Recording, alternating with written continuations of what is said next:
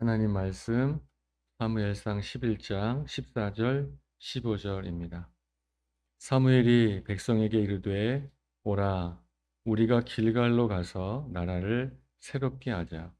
모든 백성이 길갈로 가서 거기서 여호와 앞에서 사울을 왕으로 삼고 길갈에서 여호와 앞에 화목제를 드리고 사울과 이스라엘 모든 사람이 거기서 크게 기뻐하니라.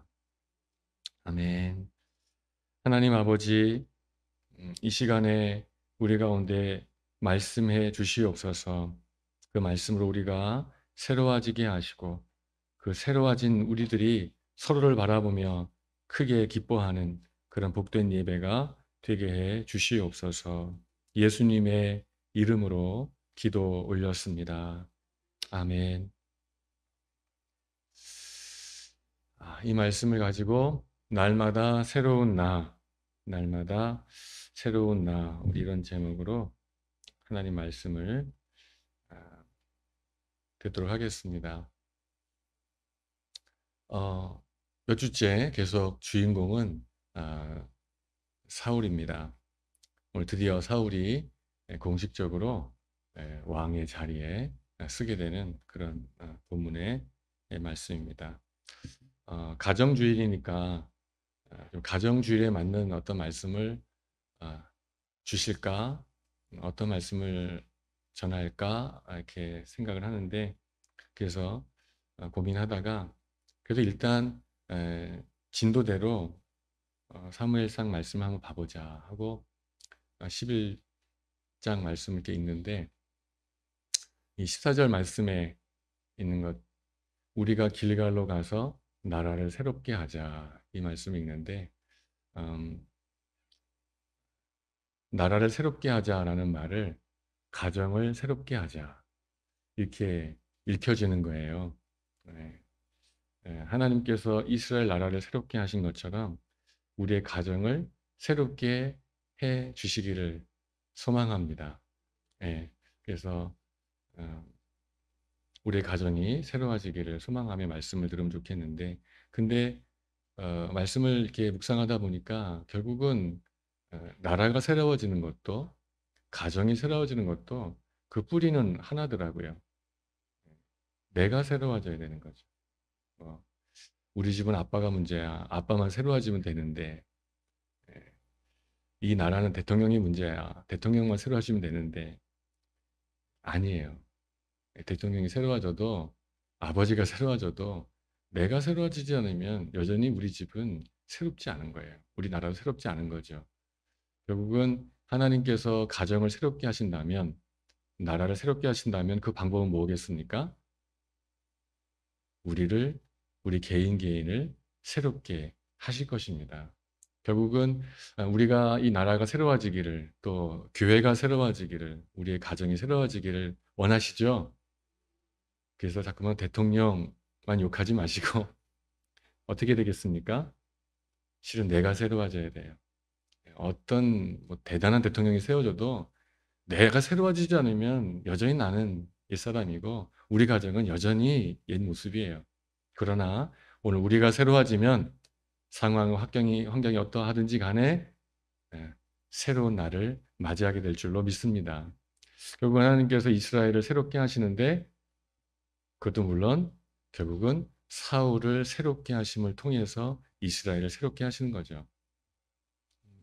참 결국은 실패한 왕인데 우리가 알다시피 사울이 결국은 실패해요. 비참한 그 결론을 맺잖아요. 비참하게 죽잖아요. 근데 참 하나님이 그런 사울이지만 그 사울을 세우실 때는 참 치밀하셨어요. 정성을 다하셨어요. 좀 열심히 세우셨다. 저도 이 사무엘상 말씀을 이렇게 묵상하다 보니까 사울 그러면 그냥 슉 지나가는 인물이었거든요. 사울은 다윗을 말하기 위해서 한번 디딤돌을 거치는 사람이지 그게 심도 있게 생각을 안 해봤는데 이 말씀 보니까 9장, 10장, 11장 성경에서 3장에 걸쳐서 사울이 세워지는 이야기를 해주는 거예요. 어떻게 불렀는지 또 그에게 말씀을 주어서 그의 과거와 현재와 미래를 해결하시고 오늘은 또 그를 위해서 역사를 막 움직이셔서 그를 결국은 왕으로 세우는 이런 일들. 와, 정말 하나님이 사울을 정성껏 세우셨구나. 근데 사울이 온전지 못해 결국은 망하게 됐지만 그를 세우는 하나님의 열심은 참 컸다고 생각해요. 우리 다시 이 말씀을 보면서 우리도 사울처럼 새로워지되 사울처럼 실패하지는 않게 되기를 축복합니다. 그런 마음으로 들읍시다. 먼저는 사울의 실패를 먼저 염두에 두지 마시고 이제는 어떻게 하나님 사울을 세우셨는지, 어떻게 사울과 이스라엘을 새롭게 하셨는지 세 가지 방법을 사용하셨더라고요. 오늘 11장 말씀 보니까 첫째는 전쟁이 일어났습니다. 이스라엘에 전쟁이 일어났어요. 우리 여기 함께 예배드리시는 분 중에 전쟁을 겪어보신 분은 한 세 분 계시죠? 나머지 분들은 모르시죠? 예. 참 전쟁이라는 게 정말 모든 게 삶의 기반 자체가 흔들리는 거 아니겠습니까? 지금 당연한 게 당연하지 않아지잖아요. 그죠? 뭐 물건 필요하면 마트 가 사면 되고 뭐 TV 틀면 TV가 나오고 물 틀면 물 나오고 이 모든 게 당연한데 전쟁이 일어나면 뭐 폭격이 일어나고 뭐 이러려면 그 모든 게 자연스러운 게 자연스럽지 않죠. 그러니까 삶의 기반 전체가 흔들리는 게 전쟁이에요. 이스라엘 땅에 이제 사울이 왕 되기 전에 공식적으로 왕이 되기 전에 그 전쟁이 일어났어요. 암몬 족속이 쳐들어왔는데 흉악해요. 암몬 족속이 쳐들어오니까 큰 세력을 가지고 쳐들어오니까 이스라엘이 싸움이 안 되겠다 싶으니까 얼른 가서 화해를 항복하겠다고 말해요. 근데 이 암몬 족속이 흉악해요. 뭐라 그랬냐면은 오늘 그 1절 말씀 보면은 암몬 사람 나하스가 그들에게 이르되 내가 너희 오른 눈을 다 빼야 너희와 언약하리라. 내가 온 이스라엘을 이같이 모욕하리라. 얼른 가가지고 우리 화친합시다. 우리가 조공을 바칠게요. 그냥 끝냅시다. 이러는데 아니야. 난 너희들의 오른 눈을 다 빼버리겠어. 이러는 거예요. 이 오른 눈을 뺀다는 게 무슨 뜻일까요? 아프게 하겠다는 얘기일까? 여러분 그 옛날에는 총 갖고 전쟁하지 않잖아요. 그죠? 방패랑 칼 잡고 전쟁하잖아요. 그 방패는 보통 어느 손에 붙잡을까요? 왼손에 붙잡겠죠. 칼은 오른쪽에. 그러면 방패를 이렇게 잡고 적이 있나 없나 어떻게 내다봐야죠. 이렇게 봐야죠. 그러면 어느 눈이 필요할까요? 오른눈으로 봐야죠. 오른눈. 왼쪽 눈으로 보면 이만큼 나오잖아요. 그러면 위험하잖아요. 그러니까 살짝 보려면 오른눈이 필요해요. 그러니까 전쟁할 때 오른눈이 필요한 거예요. 근데 오른눈이 빠지면 전쟁하기 어려워요. 근데 또 두 눈을 다 빼버리면 노예로 부려먹을 수 있을까요? 없을까요? 못 부려먹잖아요. 그러니까 너희들 싸우지는 못하고 대신 우리의 노예는 만들겠다. 이 뜻이에요. 오른을 빼겠다는 얘기는 너희를 죽이지도 않고 두 눈을 빼지도 않고 한 눈만 빼고 우리에게 싸움을 걸지 못하게 하되 우리가 시키는 일을 할 수 있도록. 와, 대단한 거죠. 네, 이스라엘의 그런 위기가 다가온 거예요. 이제 암몬 족속이 이스라엘을 그렇게 만들겠대요. 다 눈을 빼버리겠다. 큰일 난 거죠. 근데 이것이 바로 아, 이스라엘을 그리고 사울을 새롭게 하는 하나님의 방법이었어요. 그래서 하나님이 이렇게 우리를 흔들어서 새롭게 하십니다. 흔들어서 깨울 때가 있습니다. 여러분 요즘 그 스파게티 이런 거 해 먹으면 소스를 병에 이렇게 담아 팔잖아요. 마트에서. 그럼 병이 예쁘고 또 튼튼하고 좋아요. 그래서 버리기가 아까워요. 근데 거기에 뭐가 묻어 있어요? 소스가 묻어 있잖아요. 그 쓰려면 어떻게 해야 될까요? 그냥은 못 쓰죠. 어떻게 하시죠, 주부 여러분? 물을 집어넣어서 어떻게 합니까? 절절 흔듭니까? 어떻게 막 흔드시죠? 막 흔들어가지고 탁 붓죠. 그리고 봐요. 아직도 있어. 그럼 또 어떻게 합니까? 또 물을 붓고 막 흔드는 거예요. 하나님이 이스라엘을 막 흔드는 거예요. 예. 그 찌꺼기를 제하려고. 그런 똑같은 말씀이 이사 1장에 나와 있는데 그 이사 1장 25절 말씀을 표준 세번역으로 보면은 더 실감 나는데 이렇게 돼 있어요. 이제 다시 내가 너를 때려서라도 잿물로 찌꺼기를 깨끗이 씻어내듯 너를 씻고 너에게서 모든 불순물을 없애겠다. 우리 속에 불순물이 있어요. 찌꺼기가 있어요. 이거를 씻어야 돼요. 씻어야지 쓸 수 있어요. 하나님 어떻게 하십니까? 흔드시는 거예요. 병을 씻듯이 흔드시는 거예요. 근데 여러분, 더러운 병이라고 다 흔드는 게 아니에요. 어떤 병만 흔들까요? 맞아요. 필요하고 주인이 쓰려는 병만. 저건 버려야겠다. 씻을 거야, 안 씻을까요? 안 씻어요. 버릴 병은 그냥 버리고 말죠. 그러나 버릴 수 없기 때문에 써야 되기 때문에 흔드는 거예요. 어, 우리의 삶을 흔드셔요. 근데 그것은 저주가 아니에요. 여전히 하나님의 사랑이에요. 쓰시겠다는 거예요. 여러분을 쓰시겠다는 겁니다. 이 교회를 쓰시기 원해서 흔드시는 거예요. 정결해지라고. 삶에서, 상황에서 만나는 그 여러 가지 부딪힘들에 대하여 이제 낙심하지 마시고 오해하지 마시고 아, 하나님 나를 쓰시려고 하는구나.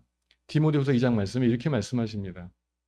그러므로 누구든지 이런 것에서 자기를 깨끗하게 하면 귀히 쓰는 그릇이 되어 거룩하고 주인의 쓰심에 합당하며 모든 선한 일에 준비함이 되리라. 할렐루야.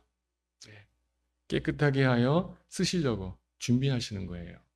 그러므로 이제 때로 우리를 흔드실 때 꼭 흔드는 게 여러분 대단하게 흔드는 것만 있는 게 아니더라고요. 정말 소소하게도 흔드셔요. 근데 그때 드러나요. 내 속에 찌꺼기가 있는 것이. 뭐 정말 전쟁이 일어날 때만 와 내가 이런 인간이었구나가 아니에요. 밤에 차를 몰고 가는데 반대편에 다가오는 차가 상향등을 팍 켜고 와요. 뭐 이거 전쟁도 아니야. 근데도 내 속에서는 뭐가 불꽃 올라오는 거야. 저거 나를 공격하는 거야 지금 이러면서 나도 같이 키죠. 그게 저의 모습이에요. 그런 거예요. 흔들어요. 뭐 소소하게 또 때로는 어떤 사람의 말 한마디가 나를 탁 건드려요. 그럼 흔들려요. 그때 보여요. 내 속에 아, 아직도 이렇게 내가 이렇구나. 이렇게 보이는 거죠. 그 모든 게 하나님의 사랑임을 우리 믿읍시다. 아, 나 왜 이렇지 아직도? 맞아요. 근데 그것은 끝이 아니에요. 그렇게 해서 그래 네가 아직도 그렇구나. 그것 좀 해결하자. 그걸 씻기 위해서 하나님이 그렇게 하시는 것인 줄로 믿습니다. 기뻐해야 돼요. 여러분, 우리를 흔드는 상황과 문제 앞에 낙심하지 맙시다. 또 소소한 문제 가운데 자꾸만 내 속에서 드러나는 이 찌꺼기들 때문에 낙심하지 맙시다. 하나님께서 이유가 있어요. 결국은 그를 깨끗하게 하시기 위한 하나님의 섭리가 있는 줄로 믿습니다.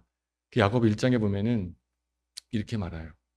내 형제들아 너희가 여러 가지 시험을 만나거든 온전히 기쁘게 여겨라. 이는 너희 믿음의 시련이 인내를 만들어내는 줄 너희가 알미라. 인내를 온전히 이루라. 이는 너희를 온전하고 구비하여 조금도 부족함이 없게 하려 함이라. 그럼 이것이 자세히 봐보세요. 야고보서 1장 2절이에요. 야고보서 1장 2절. 이게 의미가 있어요. 무슨 의미가 있을까요? 야고보서 1장 2절 앞에는 뭐가 있었을까요? 야고보서 2장, 야고보서 1장 1절이 있었겠죠. 예. 거기서 뭐 했을까요? 야고보가 인사했겠죠. 흩어져 있는 모든 교회에 내가 문안하노라. 인사해요. 인사가 끝나자마자 첫 마디가 뭐예요? 시험만 나면 기뻐해라. 그 편지를 쓴 야고보의 마음이 느껴지지 않으세요? 할 말이 많잖아요. 편지를 썼으면 할 말이 많잖아요. 근데 그 당시에 이 초대교회 당시에 신앙인들의 그리스도인들의 삶의 모습이 어땠던가를 알 수 있는 거예요. 정말 처처해서 고난을 당하고 핍박을 당하는 것이 그 당시에 기독교인들의 모습이었던 거죠. 그러니까 야고보가 인사가 끝나자마자 너희 시험 만나면 기뻐해야 돼. 결국 그것이 너희를 온전하게 할 거야. 이 말보다 쓸 수밖에 없었던 야고보의 심정을 느낄 수 있지 않습니까, 여러분? 지금도 마찬가지인 것 같아요. 참 근데 우리 그 말을 못해요. 시험을 만나고 어려움을 만나는 믿음의 가족들을 만나고 형제들을 만났을 때 기뻐하세요. 온전케 될 겁니다. 목사가 이렇게 가서 말하면 여러분 어떻게 생각하실 것 같으세요? 논리나 내 속을 모르는군. 내가 좀 어떤 형편인데 저런 말이 나오나 싶지만 여러분 그러나 이것이 진리인 줄로 믿습니다. 기뻐하십시오. 결국은 하나님께서 흔드셔서 씻으셔서 하나님의 거룩한 일에 준비하실 것이고 모든 일에 부족함이 없도록 만들어 주실 줄로 믿습니다. 사랑하니까 쓰려니까 흔드시는 거예요. 더 사랑하니까 더 세게 흔드시는 거예요. 그렇게 믿읍시다. 아멘. 내가 뭘 잘못해가지고 내가 저주받아가지고 이렇게 고난을 당하는가 아니라 나를 더 정결하게 쓰시려고 이렇게 여러 가지로 흔드시는구나. 믿게 되기를 축복합니다. 두 번째는 그에게 사울에게 성령을 보내셨습니다. 6절 말씀 보면은 사울이 이 말을 들을 때에 하나님의 영에게 크게 감동되며 그의 노가 크게 일어났다. 하나님께서 전쟁을 통해서 흔드시고 그 다음에는 그 사울에게 성령을 부으셨어요. 이 성령을 부으신 것은 사무엘을 통해서 10장 6절에 이미 예언되어 있었죠. 그때는 이렇게 말했습니다. 내게는 여호와의 영이 크게 임하리니 너도 그들과 함께 예언을 하고 변하여 새 사람이 되리라. 하나님이 우리를 새롭게 하는 첫 번째 방법은 흔드시는 거였어요. 그래서 우리가 이렇게 아직도 못 났구나. 아직도 찌꺼기가 많구나 깨닫게 하셔요. 그 다음에는 우리에게 성령을 주십니다. 흔들어가지고만 우리 새롭게 하시는 하나님이 아니셔요. 우리에게 성령을 부으십니다. 그래서 우리를 새롭게 하셔요. 오늘도 저 여러분의 주께서는 성령을 부으셔서 저 여러분을 새롭게 해주실 줄로 믿습니다. 우리에겐 기질이라는 게 있어요. 타고난 기질. 그래서 어떤 분들은 천성적으로 착해. 겸손해. 천성적으로 성실해. 천성적으로 충성스러워. 근데 여러분, 하나님이 사람을 쓰시는 조건은 그 기질에 있지 않아요. 너는 원래 참 충성스럽구나. 참 겸손하구나. 기질이 그렇구나. 그 기질 보고 쓰시지 않는단 말이에요. 만약에 그 기질 보고 쓰셨다면 저는 절대 못 쓰이죠. 저의 기질은 그렇지 않거든요. 저의 기질은 좋지 않거든요. 기질이 하나님이 사람을 쓰시는 조건이 아니에요. 타고난 기질 혹은 그 타고난 기질이 정말 훌륭한 분들이 계셔요. 참 어떻게 이렇게 온유하지? 화를 안 내네. 참 성실하구나. 여러분 그러나 만물보다 거짓되고 심히 부패한 것이 우리의 마음입니다. 조금 우리가 보기에 참 성실해 보이지만 결국은 우리의 기본적인 기질은 다 이미 망가져 있는 거예요. 그러니까 저같이 그냥 완전히 확 박살난 차가 있는가 하면 어떤 차는 겉보기엔 멀쩡해요. 깨끗한 차 같아. 근데 속이 망가져가지고 못 가. 못 가는 건 똑같은 거예요. 우리가 보기에 참 멀쩡해 보인다. 혹은 저 완전히 망가졌네. 근데 못 가는 건 똑같아요. 우리가 그렇다는 것이죠. 우리 기질로는 되지 않아요. 우리에게 필요한 건 무엇입니까? 주의 성령이 우리에게 임하셔서 우리의 기질 말고 우리의 좋은 기질은 더 좋게 우리의 나쁜 기질마저도 새롭게 하시는 성령의 은혜가 있어야 새로워지고 그런 자들이 하나님의 일을 감당할 수가 있는 것이에요. 성령께서 우리를 바꾸셔야 합니다. 갈라디아 5장 말씀처럼 오직 성령의 열매는 사랑과 희락과 화평과 오래 참음과 자비와 양성과 충성과 온유와 절제니 이 같은 것을 금지할 법이 없느니라. 저와 여러분의 기질이 우리의 원래 기질이 아니라 성령께서 만드신 이러한 기질로 새로운 열매로 바꾸어지시기를 축복합니다. 하나님이 이 일을 하실 줄로 믿습니다. 우리가 오래 참아야겠다, 사랑해야겠다, 온유해야겠다, 절제해야겠다 마음을 먹을 수 있지만 우리의 의지의 결과로 되어지는 열매가 아니에요. 성령의 열매입니다. 성령께서 여러분 안에 이 열매를 맺어 주실 것입니다. 그 열매를 가지고 주님의 일을 하시기를 소망하십시오. 나의 의지를 가지고, 나의 힘을 가지고, 나의 체면을 가지고 하려고 하지 마시고, 이런 나를 주께서 변화시키셔서 결국은 일하시게 만드실 하나님의 일들을 기대해야 되는 것이죠. 저 여러분에게 이 열매가 맺혀지게 되시기를 축복합니다. 좋지요? 사랑, 희락, 오래 참음, 충성, 온유, 절제, 다 좋잖아요. 그죠? 이런 것이 맺어져야 돼요. 그러면 어떻게 우리 가운데 성령의 열매가 맺을 수 있을까? 어떻게 내 안에 저 성령의 열매들이 주렁주렁 맺혀져 가지고 내가 나의 기질이 아니라, 나의 나쁜 기질이 아니라 저 열매를 맺은 그 인격을 가지고, 새로운 인격을 가지고 하나님의 일을 감당할 수 있을까? 어떻게 가능할까? 성령님과 주파수가 맞아야 될 것 같아요. 예. 여러분, 이 안에 지금 저만 얘기하고 있죠? 예. 지금 여기 제 목소리밖에 없죠? 근데 여러분, 아니에요. 실은 여기에 되게 많은 말이 여기 있어요. 보이지 않지만. 되게 지금 여기 많아요. 말이 되게 많아요. 근데 하나도 안 들리죠? 왜 안 들린다면은 주파수가 안 맞아서 안 들리는 거예요. 주파수가. 자, 여러분, 제가 그래서 야, 내가 혹시 라디오가 있나 했더니 라디오가 있더라고요. 제 책상에 갖고 왔어요. 라디오. 필요한 분 말씀하세요. 이따 드릴게요. 자, 라디오. 여기 소리가 있다니까요. 안 들리죠? 근데 라디오를 켜서 주파수를 맞추면 주파수가 옮겨졌네. 아, 네. 아무도 안 가져가겠다. 무슨 뜻인지 아시겠죠? 무슨 뜻인지 아시겠죠? 주파수가 맞으면 여기서 라디오 뉴스도 나오고 노래도 나오고 여기 있어요. 소리가 있어요. 있는데 왜 안 들리냐면은 지금처럼 주파수가 안 맞아서 안 들려요. 주파수가 맞으면 어때요? 들려요.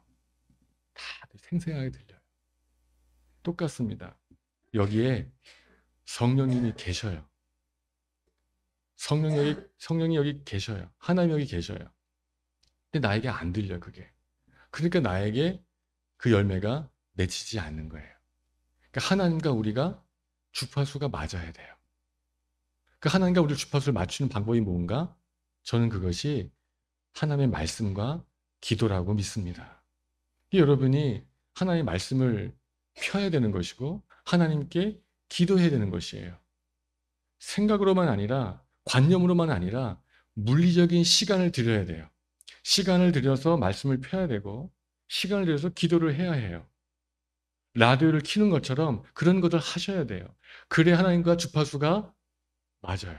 그러면 여기 있던 늘 계셨던 그 하나님인데 내가 주파수를 맞추는 순간 나에게 말씀하셔요.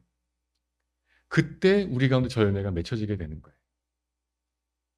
여러분, 성령께서 여러분을 새롭게 하십니다. 지금도 여기 주님이 계십니다. 말씀과 기도로 거룩하여진 여러분의 삶이 되시기를 축복해요. 하나님의 말씀과 기도로 거룩하여지는 거예요. 말씀과 기도를 빼면 절대 거룩해지지 않습니다. 부디 더 말씀을 가까이 하시고 더 많이 기도하셔서 하나님과 주파수가 잘 통하시게 돼서 여러분 마음에 시온의 벼르가 활짝 열려 있어서 늘 주의 세미의 음성이 늘 선명하게 들리는 복된 심령 되시고 그래서 여러분 마음에 우리의 원래 기질이 아니라 하나님께 새롭게 맺혀주시는 성령의 열매가 맺혀지는 여러분의 삶이 새로워지게 되시기를 축복합니다. 마지막 세 번째로 하나님은 사울을 또 이스라엘 백성들을 길갈로 불러 모으십니다. 그게 오늘 읽어드렸던 14절, 15절 말씀이에요. 이렇게 말씀하시죠. 사무엘이 백성에 이르되 오라 우리가 길갈로 가서 나라를 새롭게 하자. 길갈로 가서 우리 가정을 새롭게 하자. 아멘. 길갈로 가서 나의 심정을 새롭게 하자. 길갈로 가라. 그게 세 번째 방법이었어요. 길갈로 모여서 길갈에서 그 나라를, 그 가정을, 사울을 새롭게 하는 거예요. 그럼 길갈로 왜 가야 되는가? 그것은 길갈이라는 그 장소가 중요한 것이 아니라 거기가 15절 말씀 보니까 뭐라고 되어 있습니까? 모든 백성이 길갈로 가서 거기서 누구 앞에서요? 여호와 앞에서 사울을 왕으로 삼고 길갈에서 여호와 앞에 화목제물을 드리고. 길갈로 간다는 것은 단순히 어느 지역으로 간다는 얘기가 아니었습니다. 뭐였죠? 길갈에 계신 하나님 앞으로 나가는 거였어요. 근데 왜 굳이 길갈에 계신 하나님이었을까요?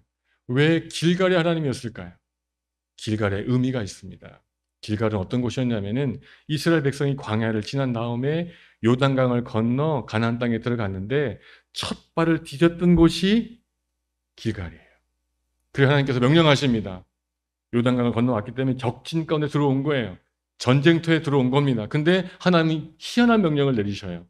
너희 남자들 다 할례를 받아라. 할례 받으면 남자들이 3일 동안 꼼짝을 못해요. 적이 코앞인데 큰일 나잖아요. 죽을 수도 있는 거예요. 내 하나님이 그걸 명령해요. 이스라엘 백성들이 그를 순종해요. 그때 하나님께서 이렇게 말씀하십니다. 여호수아 5장 9절 말씀 보면은 여호와께서 여호수아에게 이르시되 내가 오늘 애굽의 수치를 너희에게서 떠나가게 하였다 하셨으므로 그곳 이름을 오늘까지 길갈이라 하느니라. 그러니까 길갈이라는 말이 뜻이 수레바퀴란 뜻이에요. 수레바퀴. 굴러갔다. 너희들의 수치가 굴러갔다. 그곳이 길갈이에요. 그러니까 이스라엘 백성들은 알아요. 길갈 그러면 뭐 어떻게 알아요? 우리의 수치가 굴러갔던 것. 하나님 다시 우리를 주의 백성으로 삼으셨던 곳. 그곳이 길갈 그러면 알아요. 우리도 이 대한민국에서 어디 그러면 딱 어떤 느낌이 있잖아요. 그죠? 그런 것처럼 이스라엘 백성들은 길갈 그러면 우리 수치가 물러간 곳, 우리가 다시 하나님의 백성이 되었던 곳 알고 있단 말이죠. 하나님이 그 뒤로 부르신 거예요. 길갈이 요즘 애들 말로 하면 그런 곳이에요. 요즘 젊은이들이 연애를 시작하면 우리 오늘부터 뭐라 그러죠? 오늘부터 1일이다. 오늘부터 1일 이렇게 하잖아요. 그래서 그 카톡에 보면 막 숫자 이렇게 늘어나죠. 300, 1000 막 늘어나잖아요. 예. 오늘부터 2일. 길갈이 그곳이에요. 하나님 말씀하시는 거예요. 야, 오늘부터 2일이다. 넌 수치가 끝났어. 넌 나의 백성이야. 오늘부터 우리 1일이다. 했던 곳이 길갈이에요. 하나님이 그곳으로 백성을 부르신 거예요. 그곳으로 사울을 부르신 거예요. 다시 말씀하시는 거죠. 오늘부터 1일이다. 사울, 오늘부터 1일이야. 넌 이제 수치롭지 않아. 너의 모든 수치는 굴러가서 난 널 왕으로 삼을 거야. 오늘부터 1일이다. 그곳이 바로 길갈이에요. 여러분, 우리에게도 길갈이 있습니다. 어딜까요? 예수 그리스도의 십자가가 세워졌던 그 골고다 언덕. 거기가 바로 우리의 길갈인 줄로 믿습니다. 거기서 우리의 모든 수치가 굴러갔어요. 우리의 모든 수치는 그때 끝났습니다. 지금 우리 예배당에 나왔다는 것은, 십자가 앞에 나왔다는 것은 그 길갈 앞에 나온 거예요, 여러분. 주님 말씀하십니다. 너의 수치가 굴러갔다. 로마서 10장 11절 말씀에 이렇게 말씀하십니다. 성경에 이르되 누구든지 그를 믿는 자는 부끄러움을, 수치를 당하지 아니하리라. 어떠한 삶을 살다가 여기 왔는지 그 중요하지 않아요. 어떠한 흉악한 죄에 빠졌었는지 그것 중요하지 않습니다. 바로 이 자리에서 예수 그리스도를 믿을 때 우리의 모든 수치는 굴러가게 될 줄로 믿습니다. 그 자리예요. 예배는 그 고백입니다. 우리가 왜 예배에 나와야 됩니까? 왜 주일마다 예배당에 나와야 됩니까? 여기서 그걸 확인하는 거예요. 내 모든 수치는 굴러갔고 나는 주의 것이 되었다. 오늘부터 1일이다. 이 고백을 듣는 것이 예배의 영광인 겁니다. 이 큰 기쁨의 하나님 앞으로 아마 그런 소망을 가지고 나오게 되기를 축복해요. 예배당에 나올 때마다 지난 한 주간 동안 참 지치고 힘들고 죄악과 허물과 살았던 우리들이 여기 와가지고 다시 오늘부터 1일이다. 그 하나님의 고백을 듣고 돌아가는 것, 그게 예배인 것이죠. 하나님 말씀하십니다. 예배소 2장 19절 말씀을 이것도 표준 설명으로 보니까 이렇게 되어 있어요. 그러므로 이제부터 여러분은 외국 사람이나 나그네가 아니요 성도와 같은 시민이요 하나님의 가족입니다. 이것이 바로 십자가 앞에서 모든 수치가 굴러간 하나님의 은혜의 선포인 것이에요. 이제 우리는 하나님의 가족이다. 이 고백을 날마다 듣게 되는 여러분 되시기를 축복해요. 이제 우리 다음 주에 야외 예배 가지 않습니까? 그 중에 뭐가 있죠? 세례식이 있을 거예요. 세례식이 뭐냐면 이겁니다. 내가 하나님의 가족이다라고 증거하는 거예요. 그동안 가족이 아니었나? 가족이었지만 공식적으로 하나님 내가 이제 하나님의 가족입니다라고 고백하는 그 예식이 세례 예식이에요. 잘 준비하여 복되게 되기를 소망합니다. 자, 여러분 이제 중요한 거 한 가지 있어요. 하나님이 사울을 이렇게 정성껏 세우셨습니다. 부르셨고 회복시키시고 새롭게 하셔서 왕으로 세웠어요. 근데 결국은 망했어요. 끝까지 못 갔습니다.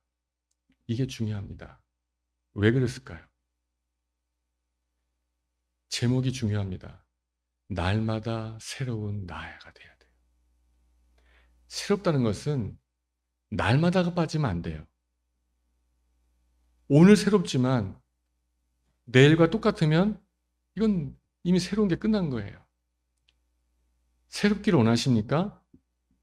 날마다 새롭기를 축복합니다. 오늘 내가 새로워졌어. 여러분, 이것으로 내일까지 못 가요. 내일은 또 내일의 은혜로 새로워져야 돼요. 근데 사울은 이것이 안 됐어요. 왕이 되기 전까지는 새롭게 되다가 왕이 탁 되고 나니까 내가 왕이야 이제. 더 새로워지는 것이 아니라 내가 왕이야. 이걸 지켜야겠어. 멈춰버린 거예요. 그래서 그는 망하게 된 것이죠.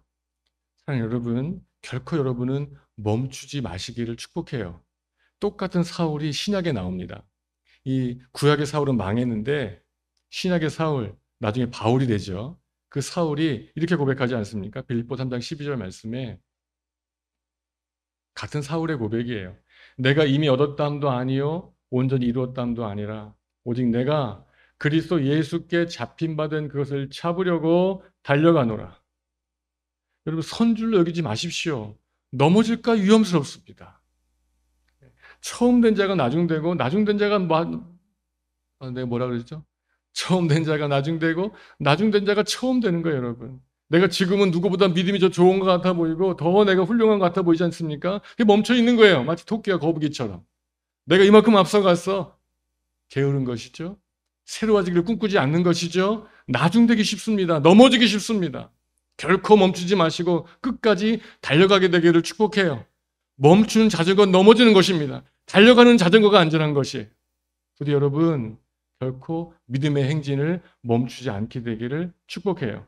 그래서 날마다 우리 마음속에 고백이 어떤 고백이냐면은 하나님 앞에 나올 때마다 하나님 아버지 정말 이 저의 겉모습은 또 낡아졌네요. 더 약해졌네요. 그렇지만 나의 이 속사람은 날마다 새롭습니다. 라고 고백할 수 있는 이런 고백이 끊이지 않고 여러분에게 나와야 되는 것이에요.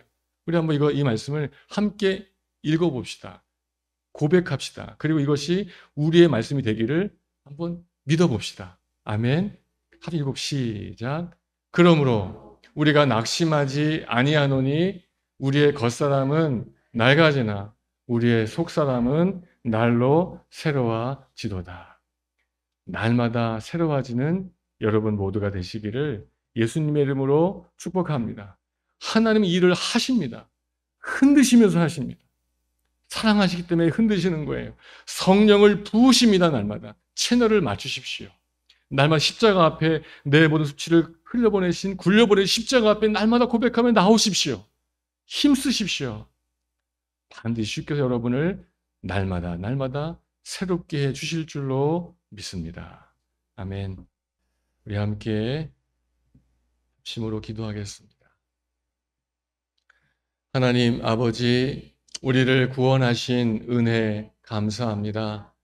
우리의 구원을 시작으로 날마다 우리를 더 새롭게 하시는 은혜 감사합니다. 그러나 우리는 지쳐서 때로는 게을러서 신앙의 진보를 멈춥니다. 타성과 형식에 빠진 우리의 신앙은 기쁨과 생기를 잃었습니다. 이런 우리를 다시 흔들어 깨우시는 하나님의 사랑에 감사합니다. 하나님 아버지, 한결같은 하나님의 사랑과 기대를 믿습니다. 죄로 망가진 우리의 마음에 성령을 부으셔서 하나님 닮은 열매를 맺게 하심을 믿습니다. 우리의 모든 수치를 감당하신 예수 그리스도 안에서 우리는 의롭게 되었음을 믿습니다. 이 믿음 안에서 날마다 더 새로워지게 하소서. 예수님의 이름으로 기도합니다. 아멘. 하나님, 오늘까지 우리를 새롭게, 이만큼 새롭게 만들어주신 것 감사합니다. 그토록 흔들리지 않으셨으면 우리 이만큼 새롭게 될 수 없었습니다. 성령께서 우리 가운데 새 열매를 맺게 해주지 않으셨다면 이 열매도, 이 헌신도 할 수가 없었습니다. 그리스도 예수의 십자가로 우리의 모든 수치를 굴려보내지 않으셨다면 여전히 우리는 죄악에 빠져 허덕이고 있었을 것입니다. 우리를 사랑으로 흔드신 하나님 아버지, 우리를 위해 십자가 지신 예수 그리스도여, 여전히 우리 가운데 역사하시는 성령님의 은혜가 늘 우리 가운데 함께함으로 인하여 더욱더 새로워지기를 꿈꾸는 우리가 되게 해 주시옵소서. 결코 나태하지 않게 하시고 결코 게으르지 아니하게 하시고 날마다 더 그리스도의 장성한 분량을 향하여 더 새로워지기를 꿈꾸고 새로워지는 하나님의 백성들 되어지게 하여 주시옵소서. 그리하여 내가 새로워짐으로 가정과 교회가, 나라가 새로워지는 그 은혜를, 그 증거를 보게 하여 주시옵소서. 예수님의 이름으로 기도 올렸습니다. 주 예수 그리스도의 은혜와 하나님의 사랑과 성령님의 교통하심이, 하나님의 사랑과 그리스도의 은혜와 성령의 교통하심 가운데 날마다 새로워지기를 소망하는 주의 백성들 위에, 풍암 그리스도의 교회 위에, 기쁜 어린이 교회 위에 영원토록 함께하여 주시옵기를 우리 주님 예수 그리스도의 이름으로 간절히 축원하옵나이다. 아멘.